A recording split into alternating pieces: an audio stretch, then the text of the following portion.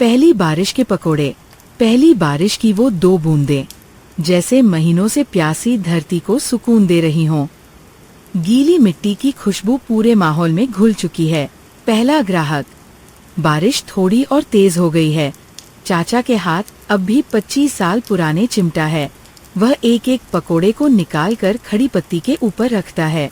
तभी एक स्कूल की ड्रेस में 17 साल की लड़की भीगते हुए चल कर आती है। अनु। चाचा 3। चाचा बिना सर उठाए। जानता हूँ, नमक ज्यादा मिर्च कम।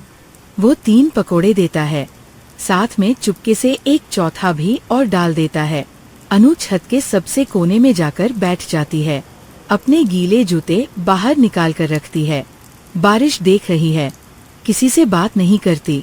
अनु हर पहली बारिश के दिन यहाँ आती है, पिछले 4 साल से। चाचा को नहीं पता वह कहाँ रहती है, उसे नहीं पता उसके माँ बाप कहाँ है। वो कभी कुछ नहीं पूछता, बस हर बार उसे एक अतिरिक्त पकोड़ा दे देता है। तभी एक ऑटो सड़क के किनारे रुकता है। ऑटो वाला नीचे उतरता है, पानी से पूरा भीगा हुआ है। ऑटो वाला भैया। चाचा 2 दो और एक ग्लास चाय, आज तो मेरी पूरी कमाई भीग गई। बैठ जा, वैसे बाद में देना। सब दूसरे को नहीं जानते, कोई एक दूसरे से बात नहीं कर रहा। सब बस बारिश देख रहे हैं। कोई फोन नहीं चला रहा, कोई रील नहीं देख रहा। बस वह भी दूसरे कोने में बैठ जाता है। अब छत के नीचे 3 लोग हैं। एक शांति। बारिश अब बहुत तेज हो गई है। सड़क पर पानी 1 फुट ऊपर तक जमा हुआ है। तभी दूर से एक आदमी भीगते हुए चल रहा है। 1 मिनट तक चाचा को देखता रहता है, फिर उसका चेहरा खुल जाता है। राहुल। तुम अभी भी यहाँ हो? चाचा सर उठाता है, उसे याद नहीं। वह मुस्कुराता है। चाचा। कहाँ जाऊंगा मैं? 14 साल पहले मैं यहाँ पल रहा था। हर शनिवार को मैं तुझसे 5 पकोड़े लेता था। मेरा स्कूल सामने वाला था। चाचा की आंख में चमक आ जाती है। हाँ, तुम वो लड़के थे ना जो हमेशा पूरा नमक डालकर खाता था। तुम्हें मैंने एक बार मुफ्त में 10 पकौड़े दिए थे जब तुम्हारा पॉकेट मनी खो गया था। हाँ भाई, वही मैं आज सुबह अमेरिका से आया हूँ, कल वापस जाऊँगा। गाड़ी से निकलकर सारा शहर घूमा, सब कुछ बदल गया। मेरा स्कूल अब हॉस्पिटल है, वो पुरानी जूस की दुकान अब पिज्जा हट है। हर चीज़ गायब हो गई, बस तुम और ये पकौड़े बचे हो। वह स्टूल पर बैठ जाता है। अब 4 लोग छत के नीचे बैठे हैं। 4 अलग उम्र, 4 अलग दुनिया। सब एक ही बारिश देख रहे हैं। राहुल 500 रुपए का नोट निकालकर टेबल पर रखता है। चाचा नोट वापस धकेल देता है। 10 रुपए के 3, बाकी किसी का नहीं लेता। सबके सामने पकोड़े रख दिए गए हैं। चाय आ गई है। बारिश अब थोड़ी धीमी हो गई है। राहुल चाचा को देख रहा है, फिर वो सवाल पूछता है जो आज तक किसी ने नहीं पूछा था। चाचा 14 साल हो गए, इसमें हर चीज़ की कीमत 5 गुनी हो गई है। आटा 2 गुना, तेल 3 गुना, मकान का किराया 4 गुना, पर तुम आज भी 10 रुपये में 3 पकौड़े देते हो। क्यों नहीं बढ़ाती कीमत? बेटा, मैं पकौड़े नहीं बेचता, मैं बारिश बेचता हूँ। तुम आज यहाँ 1000 रुपये देकर भी वो स्वाद नहीं ले सकता जो तुम 14 साल पहले 10 रुपये में ले रहे थे। वो स्वाद पकौड़े का नहीं था, वो स्वाद 10वीं कक्षा का था, वो स्वाद छुट्टी का था, वो स्वाद पहली बारिश का था। अगर मैं आज 30 रुपये कर दूं तो ये पकौड़े बस एक खाने की चीज बन जाएगा, उसका वो जादू चला जाएगा। और जो लड़का कोने में बैठा है, जिसके पास आज 10 रुपये भी नहीं है, वह कभी यहां नहीं आ पाएगा। इसीलिए कीमत नहीं बढ़ाता, बारिश की कीमत कभी नहीं बदलती। चारों चुप हो गए, कोई कुछ नहीं बोल रहा था। ऑटो वाले भैया की आंख से एक आंसू निकल गया। उसने चुपके से उसे पोंछ लिया। अनु ने अपना सर झुका लिया। थोड़ी देर बाद बारिश बंद हो गई। सूरज निकल आया, इंद्रधनुष आ गया। ऑटो वाला भैया पहले उठा। उसने 20 रुपए टेबल पर रखे। ऑटो वाला। आज से मैं हर महीने पहली बारिश के दिन जरूर आऊंगा। चाचा मुस्कुराया और सर हिलाया। फिर अनु उठी, वह चाचा के पास आई। अनु। चाचा, कल मैं यहाँ नहीं आ पाऊंगी, मैं कॉलेज के लिए दिल्ली जा रही हूँ। चाचा का चेहरा थोड़ा उतर गया। फिर वह जल्दी से 2 पकोड़े निकालकर एक पॉलीथीन में डाल दिया। ये ले, रास्ते में खाना, और जब भी आए यहाँ पहले यहाँ आके ही उतरना। अनु ने उसे गले लगा लिया और चली गई। अब सिर्फ राहुल और चाचा बचे थे। राहुल, चाचा, मैं कल अमेरिका चला जाऊंगा, शायद फिर कभी नहीं आ पाऊं। कोई बात नहीं बेटा, जहां भी रहे, जब भी बारिश होगी तुम मुझे याद करोगे और मैं तुम्हें। राहुल ने उसका हाथ दबाया और चला गया। अब चाचा अकेला रह गया। वो सबका कचरा इकट्ठा कर रहा है, पतीला बुझा रहा है। फिर वह अपनी जेब से एक बहुत पुरानी फोटो निकालता है। एक 12 साल का लड़का स्कूल की ड्रेस में मुस्कुरा रहा है। वह फोटो को अपनी कमीज से साफ करता है।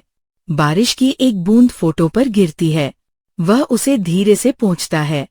किसी को नहीं पता था, कभी किसी ने नहीं पूछा था। चाचा का नाम रामेश्वर है। उसने यहाँ 22 साल से पकोड़े बेच रहे हैं। 22 साल पहले एक ऐसी ही पहली बारिश के दिन उसका इकलौता बेटा स्कूल से आ रहा था। उसे एक ट्रक ने टक्कर मार दी थी। उसने मरने से 10 मिनट पहले चाचा को फोन किया था। उसने बस एक ही बात कही थी, पापा 3 पकोड़े बनाकर रखना, मैं बहुत भूखा हूँ। इस दुनिया में कुछ लोग इंतजार में रहते हैं। किसी को पता नहीं, किसी से कुछ नहीं कहते, बस हर दिन वही जगह पर वही काम करते रहते हैं। और कभी कभी सबसे स्वादिष्ट पकोड़े वो नहीं होते जो तुम्हें 5 स्टार होटल में मिलते हैं। सबसे स्वादिष्ट पकोड़े वो होते हैं जो किसी का इंतजार है। अगर तुम्हें भी जीवन में कभी ऐसा चाचा मिला है जो तुम्हें अतिरिक्त पकोड़ा देता था, तो उसे आज एक बार फोन करो। हॉट डॉग खाने वाली बहू। अनन्या अपनी माँ सुधा और छोटी बहन मीरा के साथ मेहरपुर गांव में रहती थी। घर की बड़ी बेटी होने के नाते घर की सारी जिम्मेदारियां उसी के कंधों पर थीं। एक दिन जब वो रसोई में खाना बना रही थी, तभी मीरा ने उससे कहा, दीदी, फिर से वही रोज वाला खाना। अब इन सब से मुझे बोरियत हो गई है। मेरा तो हॉट डॉग खाने का मन कर रहा है, कभी ऐसा कुछ बनाओ ना। हॉट डॉग का मन तो मेरा भी है, मैंने भी पिछले दिनों फोन में देखा था। अच्छा चल, पहले तू खाना खा ले, फिर हम दोनों हॉट डॉग खाने चलेंगे। दीदी, कुछ भी, हमारे गांव में तो रमेश मिठाई वाले के समोसे के अलावा कुछ खाने को मिलता ही नहीं। हॉट डॉग तो बहुत दूर की बात है। दूसरे गांव में तो मिलता है ना, चलो वहीं जाकर ले आते हैं। खाना खाने के बाद वे दोनों जाकर हॉट डॉग ले आती है। वाह, सारा खाना एक तरफ और ये हॉट डॉग एक तरफ। अब समझ आया कि लोगों को यह क्यों इतना पसंद है। बस कुछ सब्जियां और सॉस ही तो भरा हुआ है, और यही सब्जियां मैं तुम्हें खाने को दूं तो तुम मुंह बना लेती हो। इसमें सिर्फ सब्जियां नहीं है, सॉस और ब्रेड भी है, इसीलिए तो इतना अच्छा लगता है। घर में सब सब्जियां तो रहती है ना, बस मुझे एक ओवन चाहिए, फिर देख मैं कैसे तुझे हॉट डॉग बनाकर खिलाती हूँ। कुछ दिन बाद अनन्या और मीरा ने अपनी माँ से बात करके एक ओवन खरीद लिया। अब अनन्या यूट्यूब पर देखकर हॉट डॉग बनाने लगी। धीरे धीरे उसे भी हॉट डॉग की आदत लग गई। समय बीतता गया और अनन्या के लिए एक रिश्ता आया। रिश्ते वालों ने पूछा, बेटी, तुम हॉट डॉग के अलावा और क्या क्या बना लेती हो? बना तो मैं सब कुछ लेती हूँ, लेकिन मुझे हॉट डॉग बनाना और खाना बहुत पसंद है। अच्छा, वैसे लड़की तो हमें पसंद आ गई, यह रिश्ता हमें मंजूर है। कुछ दिन बाद अनन्या की शादी हो गई और वह अपने ससुराल में रहने लगी। अब वो रोज नाश्ते में अपने ससुराल वालों को अलग अलग तरह का हॉट डॉग बनाकर खिलाती। लेकिन रोज रोज हॉट डॉग देखकर उसकी सास विद्या को गुस्सा आने लगा। एक दिन रसोई में विद्या ने कहा, अरे बहू, आज तू फिर से मैदे की रोटी तो नहीं बना रही? माँ, मैंने आज चीज हॉट डॉग बनाया है। ओफो, ये तो हमें बीमार करके ही रहेगी। बहू, मुझे नहीं खाना ये हॉट डॉग, मेरे लिए तू सादा खाना ही बना दे। हाँ तो कोई बात नहीं, मैं आपके लिए दाल चावल बना देती हूँ। सिर्फ मेरे लिए नहीं, बल्कि सबके लिए, हम सबके लिए तू दाल चावल ही बना दे। ठीक है, फिर मैं आप सबके लिए बना देती हूँ, और मैं खुद वो हॉट डॉग ही खा लेती हूँ। अब अनन्या सबके लिए तो खाना बनाती, लेकिन अपने लिए हर वक्त वो अलग अलग तरह के हॉट डॉग बनाकर ही खाती। उसे कोई कितना भी समझा ले, लेकिन वह किसी की नहीं सुनती। एक दिन अनन्या के पति राहुल और सास विद्या मुंबई किसी फंक्शन के लिए गए। अब अनन्या घर में अकेली रही और वो सुबह से शाम तक बस या तो हॉट डॉग बनाकर खाती या बाहर से मंगवा लेती। कुछ दिन बाद जब विद्या और राहुल घर वापस आए तो हॉट डॉग के डिब्बे देखकर हक्के बक्के रह गए। विद्या ने गुस्से में कहा, ये क्या हो रहा है? हमारे घर में तो हॉट डॉग का ढेर कैसे लग गया है?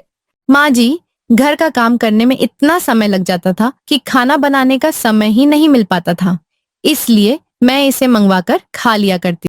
अनन्या, तुम्हें ये सब खाना ठीक नहीं है। ये तुम्हारी सेहत के लिए हानिकारक है। लेकिन अनन्या ने किसी की नहीं सुनी। मुझे कुछ नहीं हुआ है, मैं बिल्कुल ठीक हूँ। उसने झुंझलाते हुए कहा और फिर से हॉट डॉग खाने बैठ गई।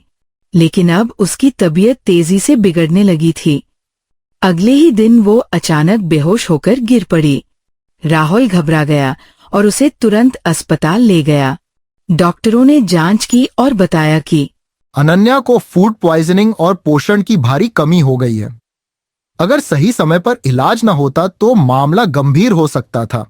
अब आगे से इन्हें तेल और बाहर की चीजें खाने को न दें, नहीं तो इससे इनके लिवर पर बहुत खराब असर पड़ सकता है।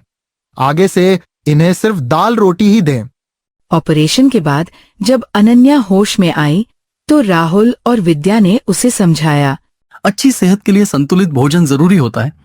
सिर्फ एक ही चीज बार बार खाने से शरीर कमजोर हो जाता है और डॉक्टरों ने साफ मना कर दिया है कि अब बाहर की चीजें खाना बेहद खतरनाक हो सकता है।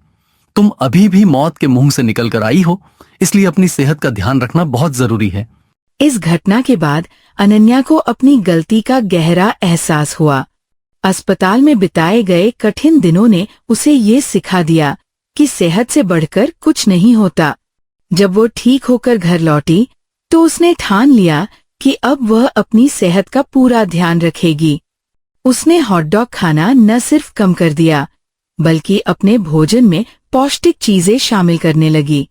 अब वो संतुलित आहार लेती, जिसमें दाल, सब्जियां, रोटी और फल शामिल होते।